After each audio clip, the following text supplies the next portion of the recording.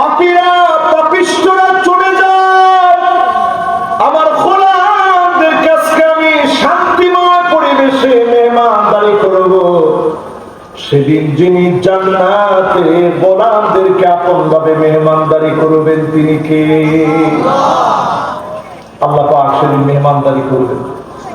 আচ্ছা বলেন তো দেখি, দুনিয়ার সামান্য শাসক একজন চেয়ারম্যান থেকেই ধরেন, একজন চেয়ারম্যান যখন তার একটা শোডাউন নিয়ে বের হয়, এক এক শোডাউনে এই বছর দেখা গেছে, এই বছরের কথা বলতেছি, যে লোকটা চেয়ারম্যান হওয়ার জন্য আপ্রাণ চেষ্টা, তার এক একটা শোডাউনে এই বছরে খরচ হয়েছে ৩-৪ লক্ষ টাকা। আপনারা কি জানেন না? জানেন না? ওরা জানেন তো বলছিল আপনার একজন কোন কোন জায়গায় খরচ করছে ৫ লক্ষ টাকা। সমস্ত মোটর সাইকেল যাদের ছিল, বিশাল লাভজনক প্রজেক্টে ছিলেন আপনারা। তেলের কোনো চিন্তা নাই, হোটেলের বিলের কোনো চিন্তা নাই, সব ফ্রি। পিছনে পিছনে খালি স্লোগান অমুক ভাইয়ের মার্কা, যেটা যেটা আছে। এই স্লোগানগুলো দিয়ে পিছনে পিছনে ঘুরছেন। মেহমানদারির অভাব নাই, তেলের কোনো চিন্তা নাই, সব মেহমানদারির দায়িত্ব উনি নিছেন, উনি নির্বাচন করতেছেন। এবার এমপির অবস্থা চিন্তা করেন। আজ সেদিন আমার মালিক মেহমানদারি করাবেন, সেদিনের মেহমানদারি কেমন হবে? নাহনু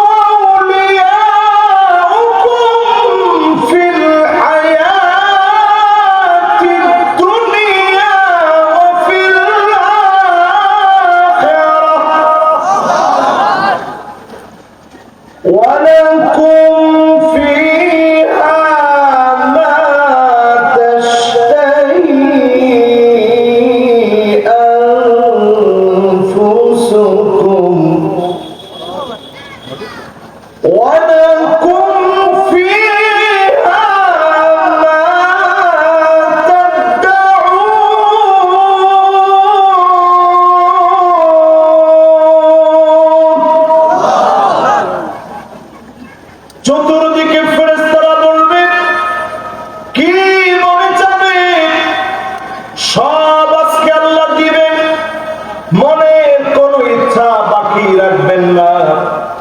দুনিয়ার জীবনে সব ইচ্ছা কোন মানুষের পুরা হয় না।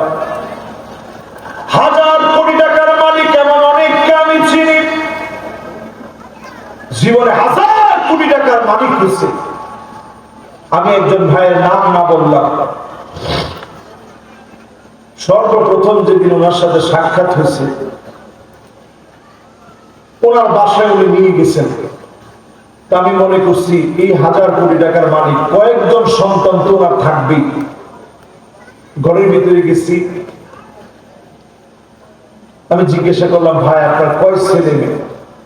লোকটা মাথা নিচের দিকে দিয়ে দিচ্ছে। একটু পরে বলছে, হুজুর আমার একটাই ছেলে, কিন্তু ছেলেটা প্রতিবন্ধী, অসুস্থ। আমি ছেলেটাকে দেখতে গেলাম, গিয়ে দেখি ছেলেটা হাত বাড়ায় দিছে, কিছু বলতে পারে না। লক্ষ্য করে তাকায় দেখতেছি 1000 কোটি টাকার মালিক যেই লোকটা, তার আদরের একটা মাত্র সন্তান, সন্তান হাতের ভিতরে একটা কাগজ নিয়ে এরকম কাগজটাকে মোড়ায়া কাগজটার দিকে তাকায় আছে। আমি অবাক হয়ে গেলাম, দেখি তার হাত থেকে কখনো কাগজ পড়ে না, সব সময় একটা কাগজ থাকে। আমি যখন নিচে ওনার অফিস রুমে আসলাম, বললাম, ভাই সবসময় দেখলাম আপনার ছেলের হাতে একটা কাগজ থাকে, কি কারণ? বলছে, ভাই রে, আমি সারাটা জীবন শুধু টাকা গুনছি, আমার ছেলে শুধু কাগজ গুনে আর আমি টাকা গুনি। আমি টাকা গুনছি, 1000 কোটি টাকার মালিক হয়েছি, কিন্তু সন্তান শুধু একটা কাগজের দিকে তাকায় থাকে। কোনটা টাকা কোনটা কাগজ পার্থক্য করার ক্ষমতাটুকু পর্যন্ত নাই। আল্লাহ রাব্বুল আলামিন দুনিয়ার জীবনে বোঝায় দিবেন,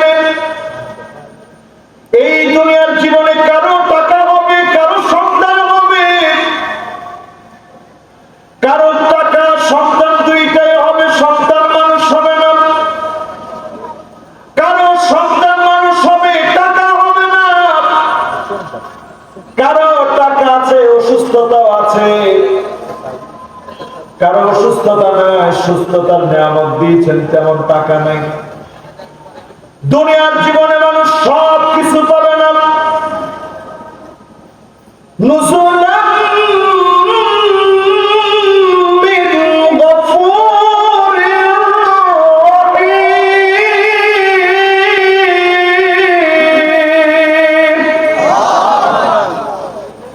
সেদিন আমার আল্লাহ নিজে মেহমানদারি করবে। আল্লাহ ঠিক যেমন বড়, তার আসমান যেমন বড়, তার তারা, তার সূর্য, তার গ্রহ, তার নক্ষত্র, তার গাছগুলো যেমন বড়, জান্নাতীদের মেহমানদারি এর চাইতে কোটি কোটি গুণ বড় হবে। জোরে কোন আল্লাহ। তাহলে মেহমানদারি করবেন কে? জোরে কোন কে? সেই মেহমানদারি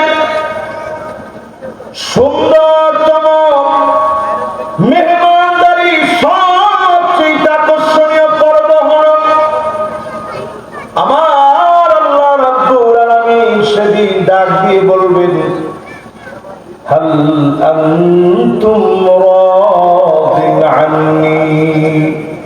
বাজার, আমার মাহফিলে কথা বলা হারাম, এই কাজ দ্বিতীয়বার করা যাবে। যা লাগবে লিখে লিখে দিয়ে দিলেন। আমি জান্নাতের কথা বলতেছি, আপনি এখানে কথা বললে আমি কেমনে এই মাহফিলের কনসালটেশন কেমনে থাকবে? এটা হারাম। আমি কোনো গল্প কাহিনী বলতেছি না। মনটারে নরম করে শুনে, এই পিছনে কথা বলে কে?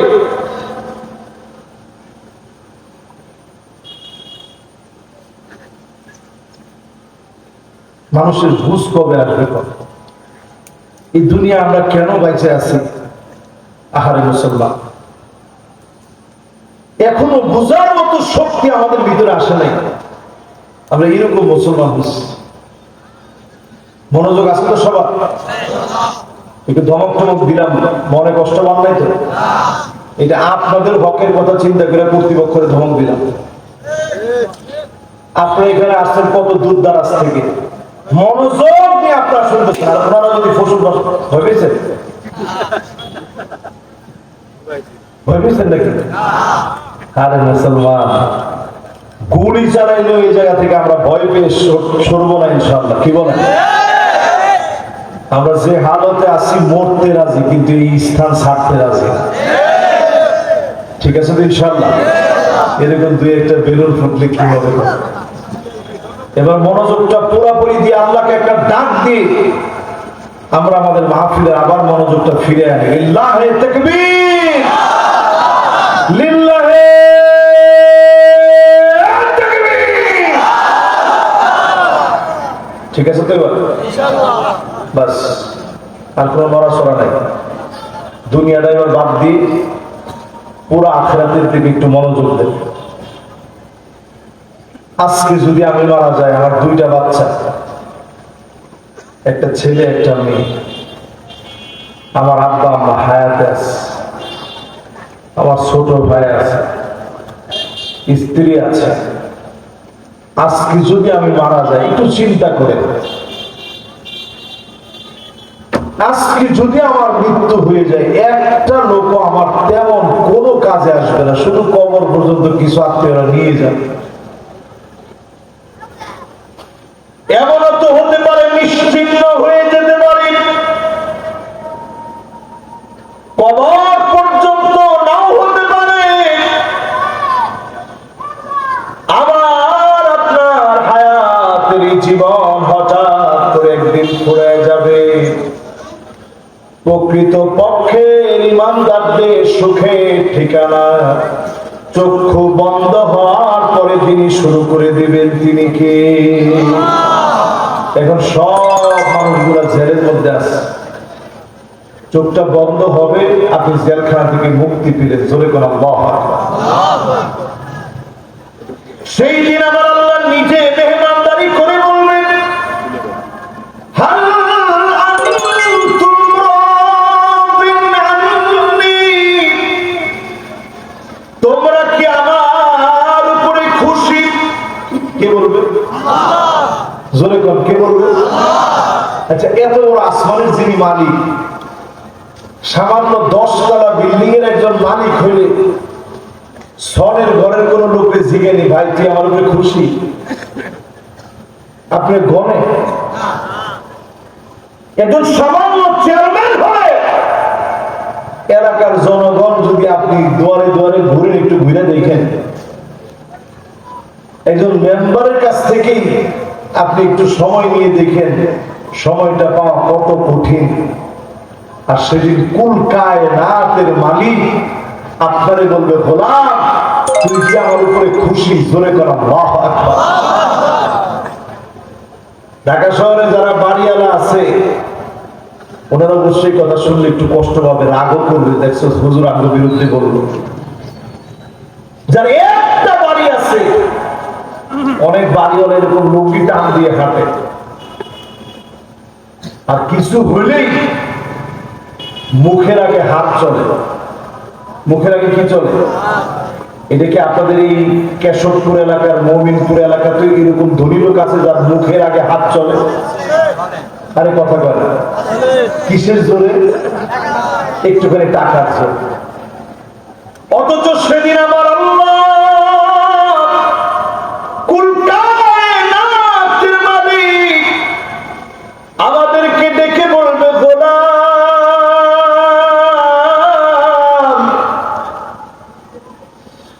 আজকে তুই কি আমার উপরে খুশি?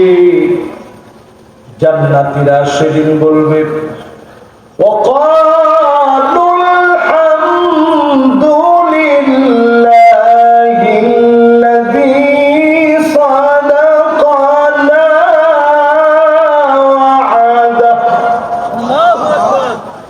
وعده وأورثنا الأرض نتبوأ من الجنة حيث نشاء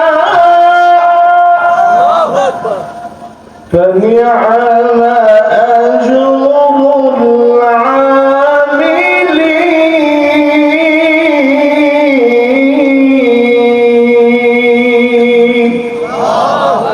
বলবে আল্লাহ সব প্রশংসা আপনার, শব্দ দিছেন।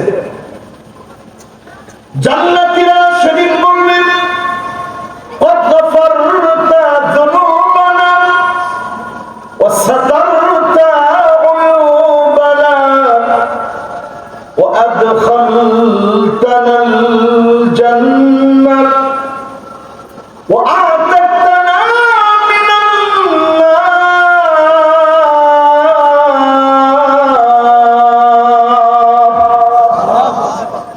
আল্লাহ সব দিছেন।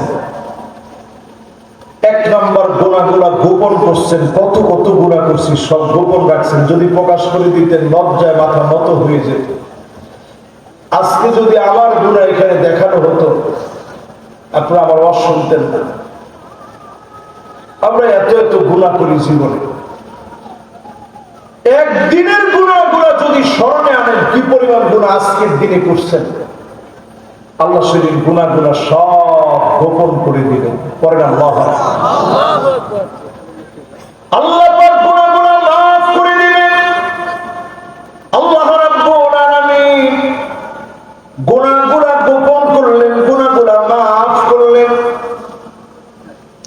জান্নাতে মালিক সেদিন প্রবেশ করালেন।